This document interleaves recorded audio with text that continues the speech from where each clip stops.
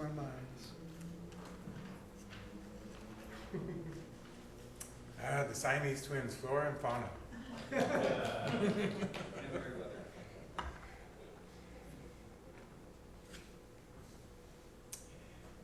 Today is Flora and Fauna Sunday, as been announced and repeated a few times already today.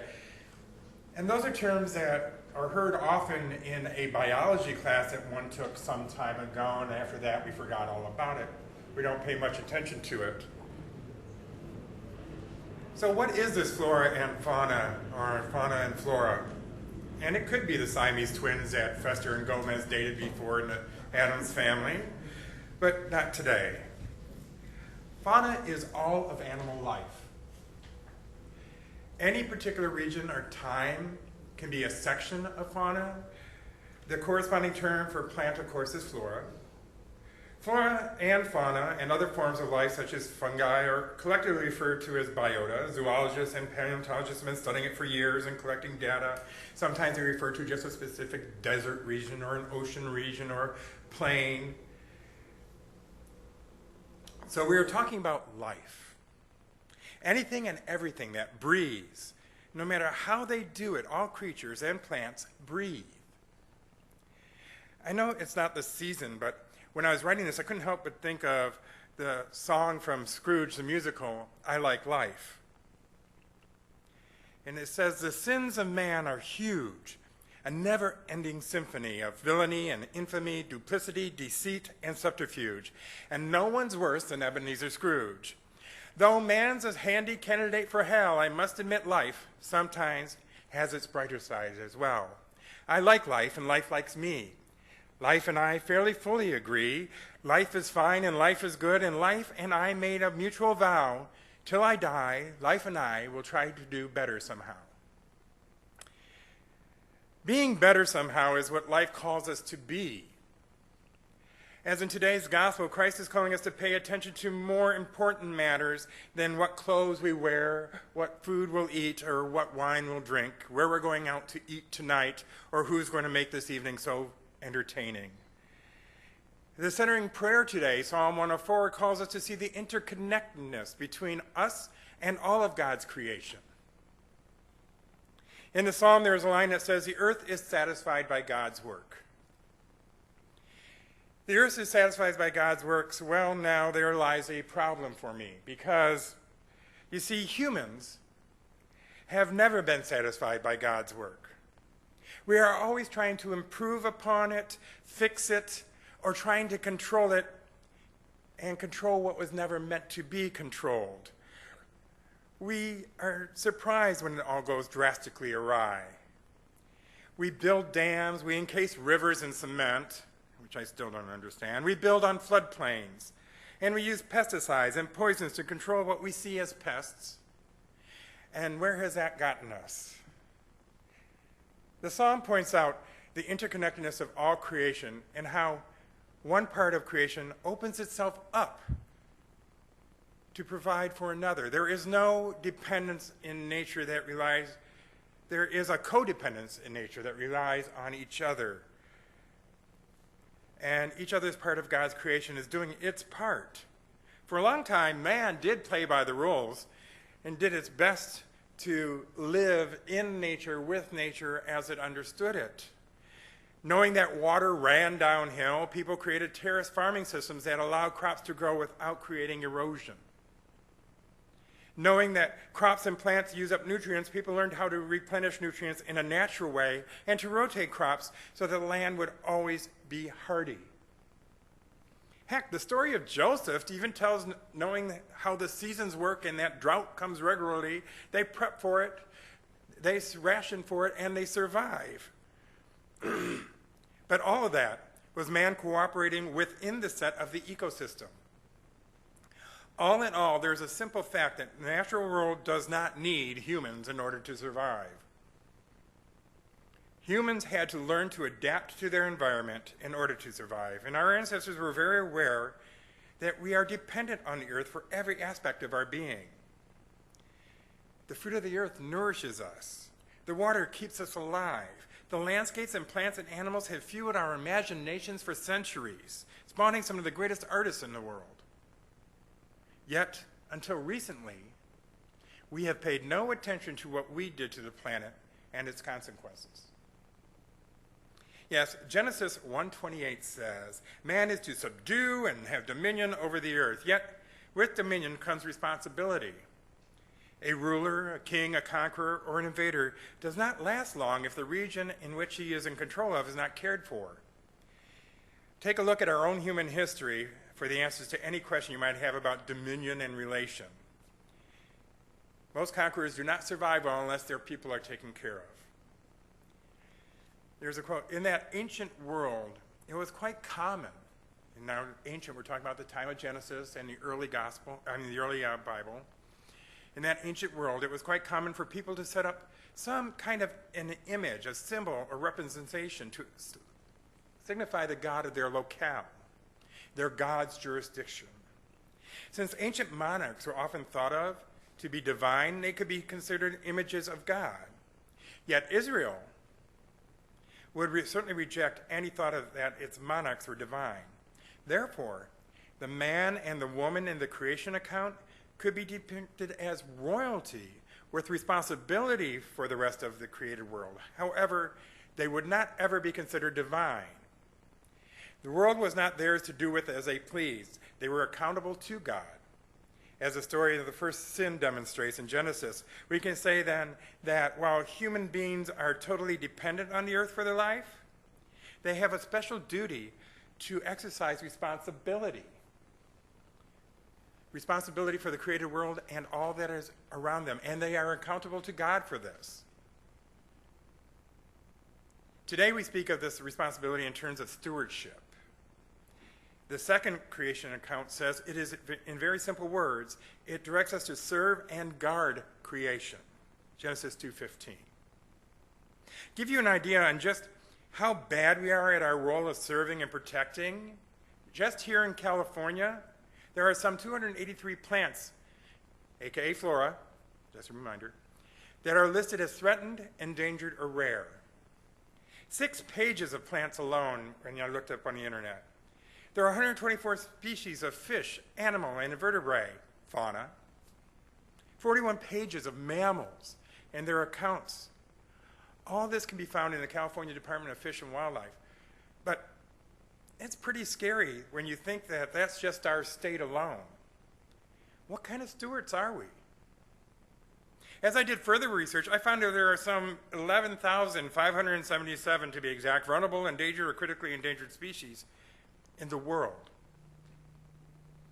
On that same list, there are a total of 12,008 mammals, 1,300 some birds, 2,000 and some fishes, just a total, that's almost 5,000 species alone, and that doesn't include reptiles or amphibians or insects or mollusks and other invertebrates.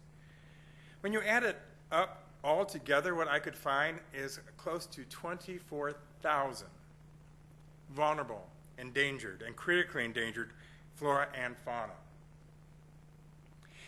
This is from the International Union for Conservation on Nature and Natural Resources.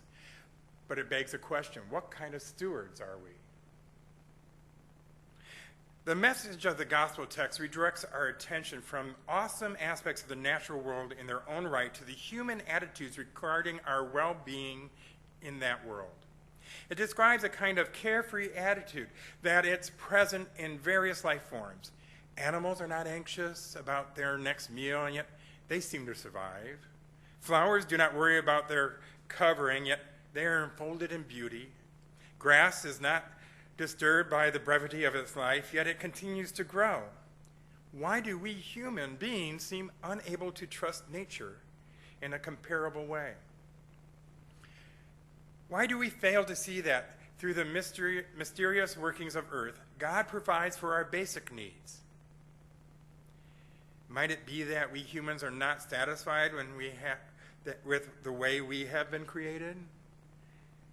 We want more than we need, so we exploit and we hoard at the expense of the earth itself, of other human beings, and of other forms of life. I mean, look at what we have done just across our border here. You've heard the story. We created very smart environmental protections in our own country.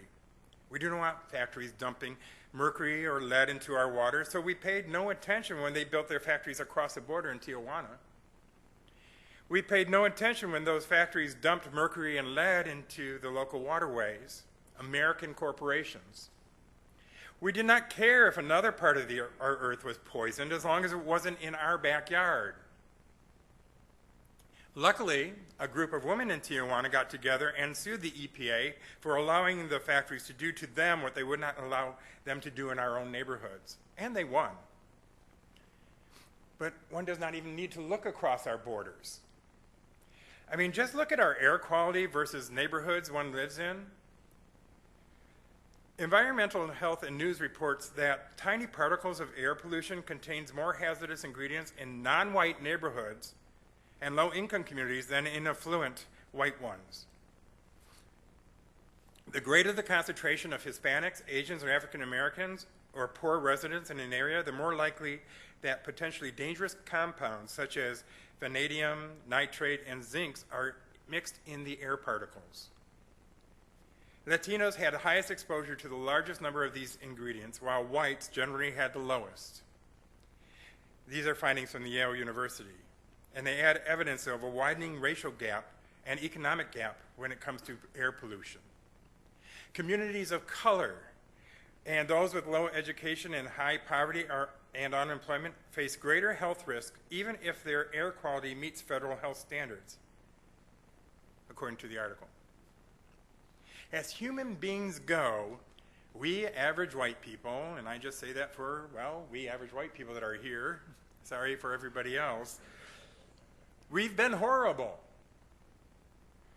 Somewhere along the way of learning to exploit the earth to get what we want, we also learn to exploit our fellow humans. It's bad enough we treat the earth with basic disregard, but we treat each other even worse. Somehow we have been called to be stewards of this planet, to learn to live with her and all of God's creatures, and yet we have managed to rape, pillage, and destroy her. We have managed to marginalize, exploit, and burden ourselves in the constant search for more. More power, more control, more stuff. In Genesis, Adam and Eve eat of the tree they were not told not to, and then God comes walking in the garden, and they hide themselves from God. This is a lesson we have yet to learn. We as humans continue to take too much, live where we shouldn't, break into the planet in ways where we were never meant to, and when repercussions occur, we run, we hide, we cry out, and then we do it all over again. We do not learn from our own bad behavior, our own mistakes. I'm sorry, but those people who are rebuilding on the Jersey Shore, don't be surprised. Build 12 feet up. I don't know. Don't be surprised when your house washes away again. I must say, we have started to learn from some of our behavior. We're not all doom and gloom, and we're not all that bad. People and scientists are looking at the way we live, and many are making a conscious choice to do better, to make an effort, to make change. And because of some trends are reversing. For example, the National Wildlife Foundation reports habitat loss, hunting and poaching, toxics, and other man-made inventions have at some point pushed all of the following species I'm about to list to the brink of extinction. In some cases, species have been declared extinct in the wild. But the good news is the human intervention has also saved these species. Protection of habitat, effective control of hunting, and captive breeding programs have all played their part in these dramatic rescues.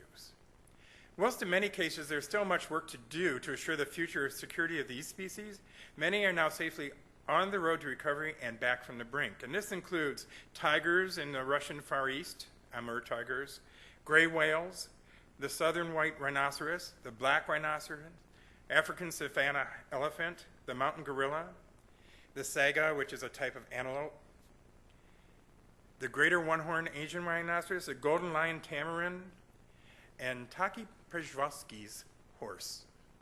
Evidently, it's a horse discovered by some Polak somewhere. I can say that as a Polak. And if you look them up, they're really gorgeous animals. We can make a difference.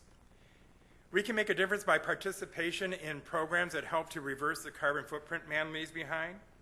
Animals like the grizzly bear and the bald eagle have all made comebacks thanks to conservation efforts.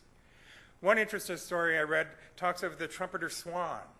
Now, I never knew this, but evidently people living in the 19th century Minnesota must have found trumpeter swans delicious because the species was eliminated from the state and practically from its entire range in the United States after it was over-harvested for food. The largest native waterfowl species in North America was almost hunted to extinction. Trumpeter swans didn't successfully return to the wild in Minnesota, which was their greatest land, until a number of people partnered with ecological scientists and agencies in the 80s to restore them.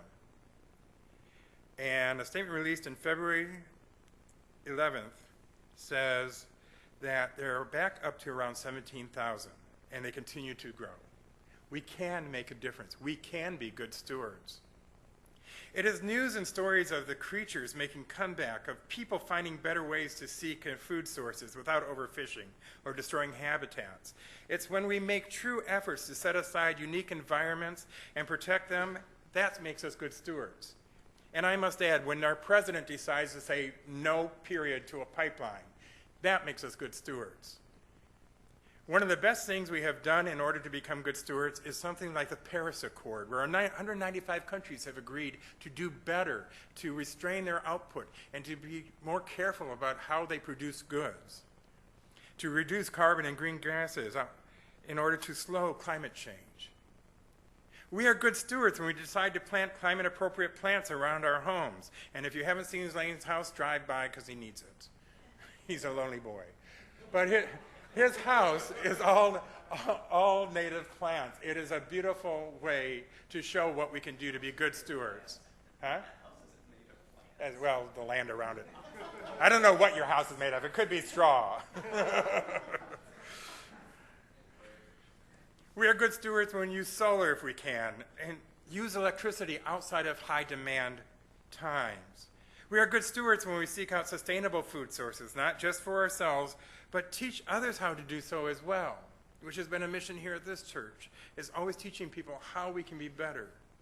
We are good stewards when we care for those who are less fortunate than us, the marginalized and the neglected, and make sure they can have safe, clean, and healthy environments to live in. Many see this connection to the flora and fauna as a connection to the earth. Plants and animals and all around us is a connection and responsibility to each other as well. We are responsible for our neighbor just as we are responsible for the earth herself and all that encompasses. Once we learn how to do it all with equanimity and healthy practices, then we will witness the kingdom of God here on earth, as the prayer says, as it is in heaven. Amen.